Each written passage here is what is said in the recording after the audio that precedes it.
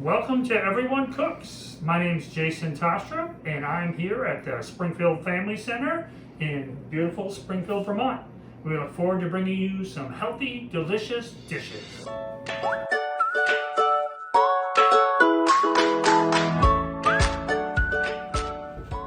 Welcome back to Everyone Cooks. I'm Jason Tostrup, and this is my assistant today, Olivia. And we look forward to showing you a little bit more about how to cook at home. Today we're going to make a beef and cabbage soup. Nice hearty soup, great for the winter time. Simple, easy two-step recipe that I think you all really will enjoy taking the time and effort to make at home.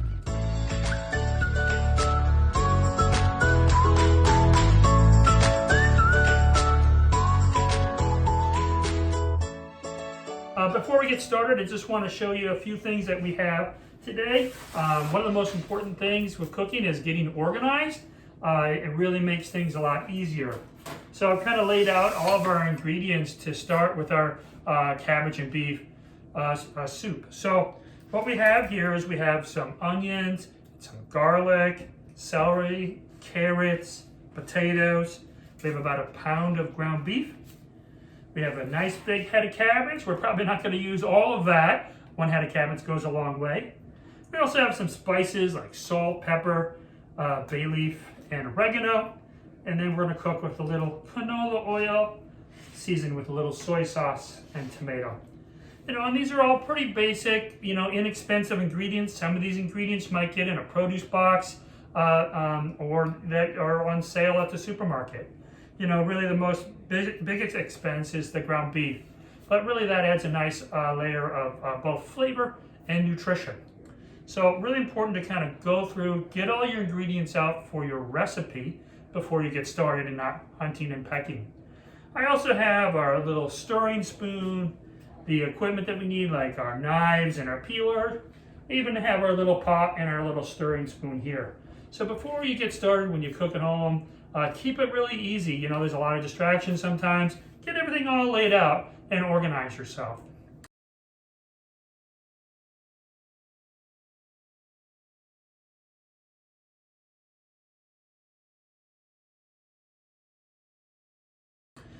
So before we get started, I just want to show you a few things about, like for instance, this cabbage, right? Sometimes cabbage has that brown or even black outer layer on there. And some people often ask me, is that still good? Is that going bad? And really, much like cheese and many other things, almost everything is really edible. So for instance, on cabbage, if there's layers, right? If you simply just peel back that outer layer of that cabbage, the inside of the layer of the cabbage is bright green and beautiful and tasty. So those are just some of the simple, easy steps that you'll find when you're cooking to break down the intimidation of even choosing the right product or if it's still edible. And most often, if you cut around anything or trim anything, it's still quite edible. All right, so that was just one little thing I wanted to show you about cabbage. Okay, next step is we're going to take all of our ingredients and peel and chop and dice them. All right, so like I said, we're going to get started here. We need to organize by first peeling and chopping all of our vegetables. So, Olivia, would you like to help? Yes. All right. How about these carrots? You want to peel those? Sure. Why don't you grab that peeler right there? We're going to need to peel and chop the onions, potatoes, and celery. And I think I'm going to get started with the garlic.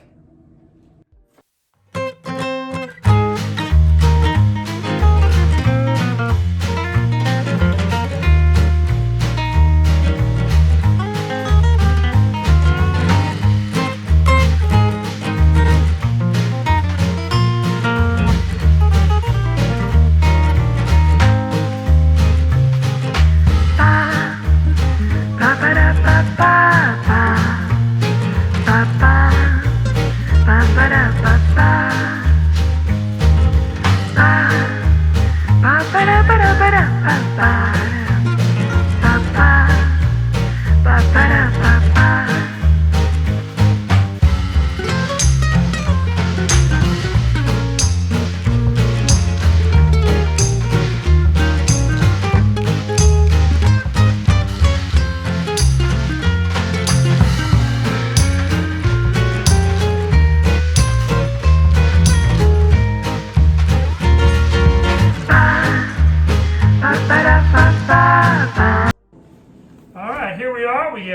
have some of our celery, carrots, onions, potatoes, and garlic chopped.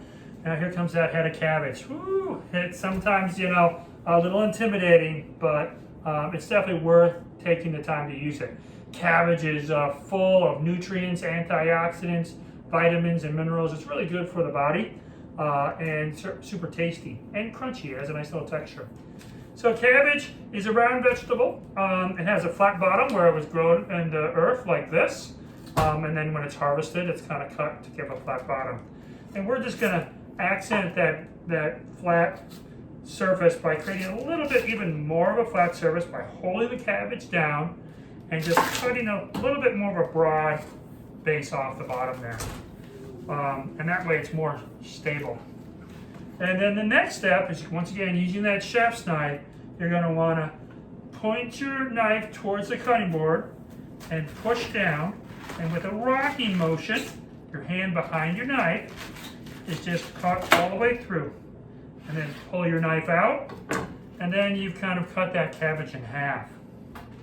And then from there, the safest way is to then turn it over, find the flat surface, and for here we're just going to kind of chop or shred it up. So I'm just going to kind of cut it into little strips like this, and then we're going to turn it, and then cut it again into like nice little bite-sized pieces. So that's pretty easy. So first you want to really cut it in half, get a nice little stable balance, and then cut it into the sizes and the shapes that you want. And for this soup, we're going to cook this down. It's going to get some nice bite-sized pieces.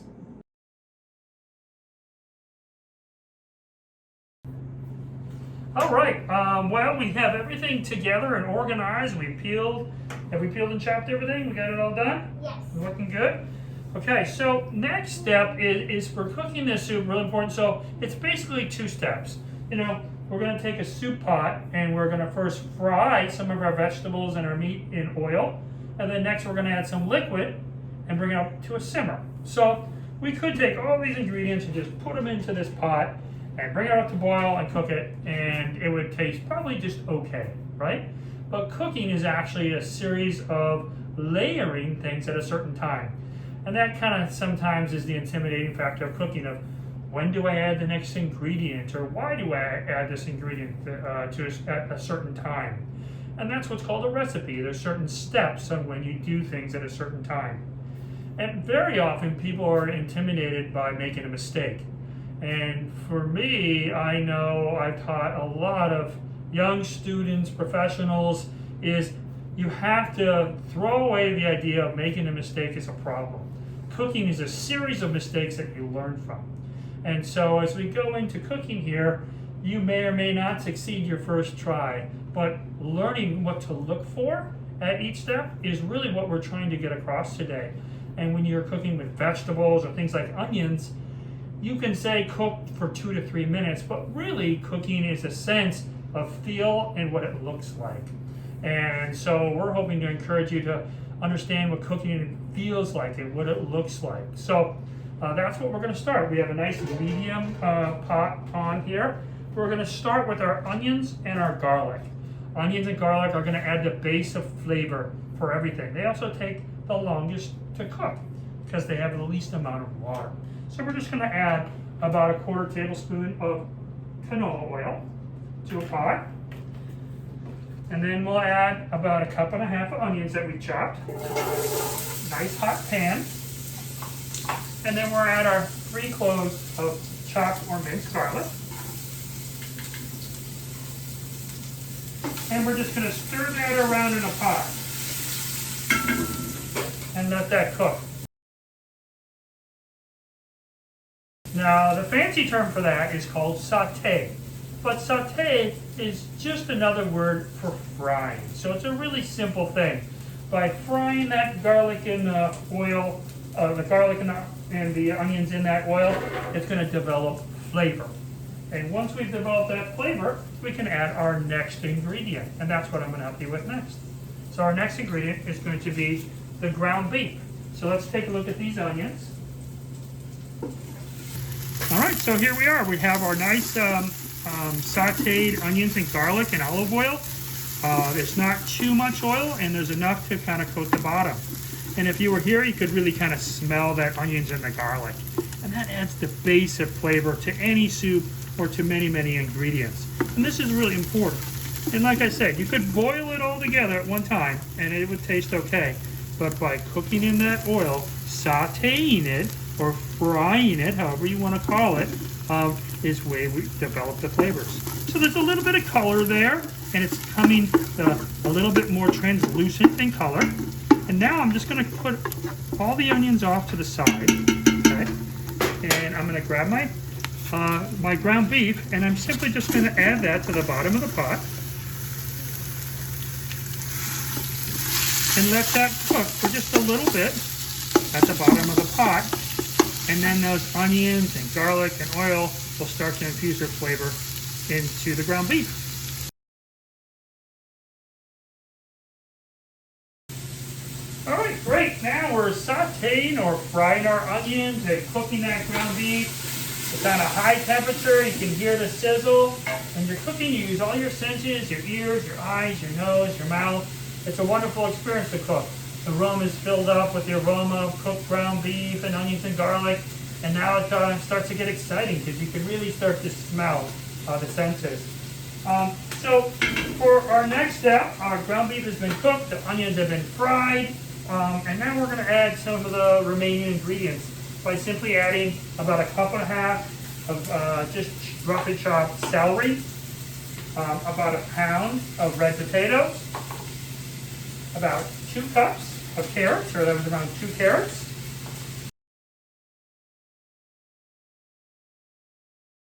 And then we're going to add about a 14-ounce can of peeled chopped tomatoes, okay? I like to buy the ones that have the one with the easy to open top, but you can use one without. But if you don't want to mess with a can opener, that makes it really easy. So before we add that, I want to just give all these ingredients that we're frying or sauteing a quick little stir. And that's kind of boosted the cooking process. Now, our next step is going to be the simmering process. So it's 2 steps. First, we've sauteed or fried our vegetables in oil. And next, we're going to add our wet ingredients, or our water and our tomatoes. And we're going to bring that up to a simmer. So we're just going to add 1 can of chopped tomatoes in their juice. We're going to add 2 cups of water. You can use a vegetable or beef broth if you want, but water will be fine because the ground beef is going to add a lot of meaty-like flavor. As well, we can add our 2 cups of cabbage. Perfect. And then we have some seasoning. And seasoning, you can use kind of whatever you like. For this recipe here, we're just going to use some salt, pepper, and some dried oregano. You can use thyme or any dried herb, or even fresh herb if you want, but dried herbs are definitely more affordable. So we're going to start by adding just a couple of pinches of salt. And when it comes to salt and seasoning, it's to taste, right? So we want to taste it as we go. So a couple pinches of pepper, a couple pinches of dried oregano. And for this recipe, actually, we're going to add soy sauce, which it doesn't seem like an Asian dish, but soy sauce has a great salty-like flavor and brings a little balance to the soup. So we'll add a couple of dashes of soy sauce. And then lastly, we're going to add these little bay leaves. It's not necessarily that you have to add bay leaves, but bay leaves add a great amount of flavor and actually nutritional value. Actually, most people don't know, bay leaves are very healthy for you. They're good for healthy breathing and for your lungs. So now we've added all of our wet ingredients. We're going to give it a quick stir and bring it up to a boil, and we'll see where we're at.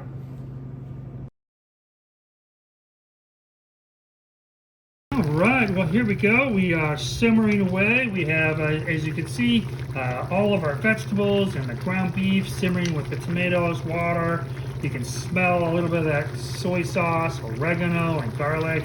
It's really just filling the room with great flavors and great colors, great nutrition. So, kind of talking about cooking times a little bit. We sauteed those or fried those vegetables off for 2 to 3 minutes. And then we added the chopped tomatoes and water. And now we brought that up to a simmer.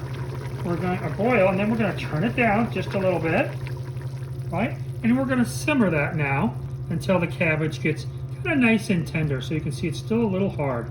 And that's, once again, you're going to take a piece out, and you can just simply put it onto a cutting board and let it cool off, and you can kind of just feel it or cut it. And if it feels like it's tender and ready to eat, then your vegetables are done. So we're gonna let that cook for like another 15 minutes, and then we'll come back and check it. All right, so there we go. Looks like our soup has been simmering away. I just want to talk a little bit about how we can eat our soup and when we should eat our soup and what we can do with the amount of soup that we've made. So we've made about a gallon of soup, so for a family of 4 or 5, that's maybe just enough for one meal. But maybe you're cooking just for yourself. And so one thing you can do is easily hold it in your refrigerator for 2 or 3 days and snack on it. But another thing that I like to do is batch cook and freeze. And that's a great way to have what we'd like to call in our house is a cooking day, where we make a lot of little different dishes. Everyone has busy lives, and we can pack it away and put it in the freezer and pull it out when you need it. I know growing up, my mom raised 3 kids, working 2 jobs. She had a lot of cook days where, she didn't always have time to do all that cooking, because, she just had to come home and have food ready to eat. And so our freezers were always full of home-cooked meals. And so on the weekend or free times, go shopping and, have a cook day and then freeze some of your items. So, for instance, we could take our soup here, and we'll shut that down. And you could simply just fill up these soup cups. And what you would do is fill these up and put them in your refrigerator overnight, let them cool down, and the next day you could put a lid on it, whether it's Tupperware or plastic or paperware, and then pop it in the freezer. One trick that's really important is a Sharpie marker is really good for labeling, because when you put things into the freezer, you might not remember what they are. So a really good tip is to let it cool first before you put it into the freezer, cover it well, and label it so when you go back, you know what you have.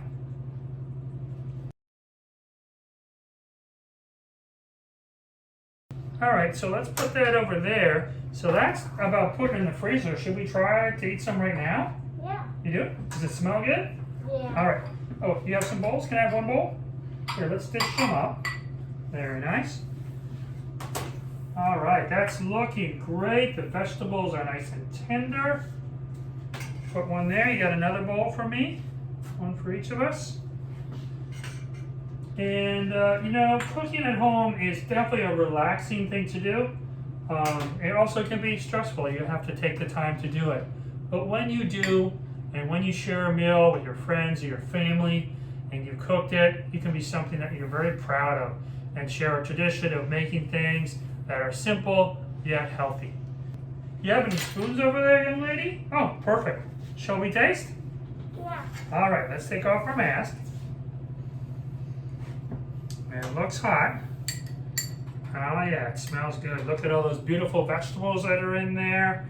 Take a little sip. How is it? Good. Good.